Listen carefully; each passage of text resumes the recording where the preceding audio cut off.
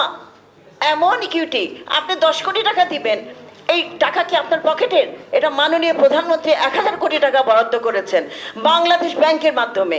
Bangladesh bank চুক্তিবদ্ধ হয়েছেন কয়েকটা ব্যাংকে, একমাত্র সোনালী ব্যাংক ছাড়া কোনো ব্যাংক এগিয়ে আসে নাই। আমি 1 বছর ধরে চেষ্টা করছি অঞ্জনা সিনে কমপ্লেক্সের একটি হল সিনে কমপ্লেক্স তৈরি করার জন্য। আমাকে যেভাবে ইকুইটি দেখিয়েছে সোনালী ব্যাংক থেকে, আমার তো মাথা খারাপ হয়ে গেছিলো প্রথমে। তারপরে আমি সাহস করে, যেহেতু চলচ্চিত্রই আমার সব কিছু, আমি মনে করি ওয়ালটন ফ্রিজ কিনে অনেকের মতো আপনিও হয়ে যেতে পারেন মিলেনিয়াল, সেরা পণ্যের সেরা অফার। আমি সেই হিসাবে আমি তাদের ইকুইটিগুলো চেষ্টা করেছি পূরণ করার জন্য। এখানে উজ্জ্বল আছেন, আর এই হল তৈরির ব্যাপারে, সিনেপ্লেক্স তৈরির ব্যাপারে আমাকে পূর্ণ সহযোগিতা করেছেন আমাদের সুদীপ্ত কুমার দাস দাদা। উনি সম্পূর্ণভাবে ওনার চেষ্টায় আমি এগিয়ে গেছি, আমি পিছিয়ে সরব না।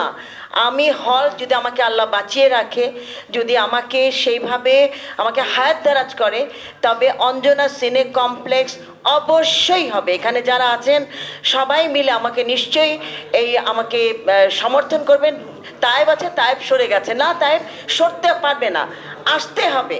কারণ না আসলে কি করে হবে? আমি 4 জনকে রেডি করেছি সিনেমা হল যাদের আছে তাদেরকে নিয়ে। ওমা এমন ইকুইটি, আপনি 10 কোটি টাকা দিবেন, এই টাকা কি আপনার পকেটের? এটা মাননীয় প্রধানমন্ত্রী 1000 কোটি টাকা বরাদ্দ করেছেন বাংলাদেশ ব্যাংকের মাধ্যমে।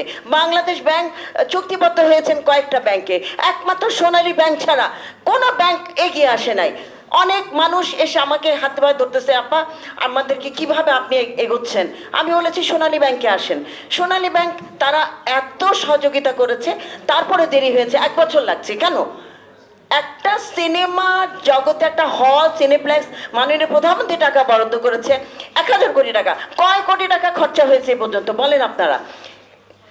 কোনো টাকাই সেভাবে খরচা হয়নি। 1000 কোটি টাকা, 1000 কোটি টাকা বলছেন। এভাবে করলে তো কেউ আসবে না। 4 জন পিছিয়ে গেছে, আমি 4 জনকে রেডি করেছি। দাদাও জানেন, সুদীপ্ত দাদাও জানেন। দাদা আপনাকে অনেক ধন্যবাদ, উনি যেই কষ্টটা করেছেন। তাইবকে বলছি যে না তাইব প্লিজ সামনের দিকে আসো, আমাদের সিনেপ্লেক্স তাহলে হল ছবি বানিয়ে লাভ কি? 1 কোটি 2 কোটি 3 কোটি টাকার ছবি দেখবে কে? কোথায় তোমরা রিলিজ দিবা ছবি? ছবি তো রিলিজ দেওয়ার জায়গা নাই।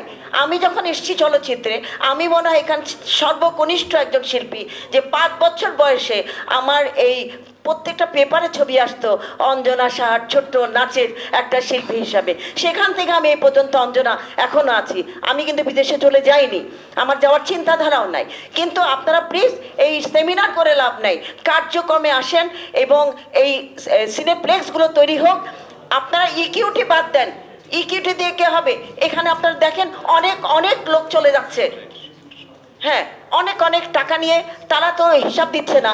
আমাদের বেলায় ইকুইটি দেখিয়ে দেখিয়ে আমাদেরকে একদম মন খারাপ করে দিচ্ছে। তবে আমি মন খারাপ করছি না।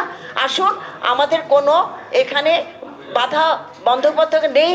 আমরা একে অপরের পরিপূরক হয়ে আমরা সাংবাদিক এবং শিল্পী আমরা সবাই একসাথে কাজ করব। এখানে যারা আছেন সবাইকে অনেক অনেক ধন্যবাদ আমাকে এই কথাটুকু বলার জন্য, আমাকে আমন্ত্রণ জানানোর জন্য। আমি অঞ্জনা আপনাদের হয়েই থাকবো, আপনাদের সাথেই কাজ করব, একসাথে হয়ে কাজ করব, এইটাই আমার কথা। ধন্যবাদ। জয় বাংলা, জয় বঙ্গবন্ধু। আল্লাহ হাফেজ।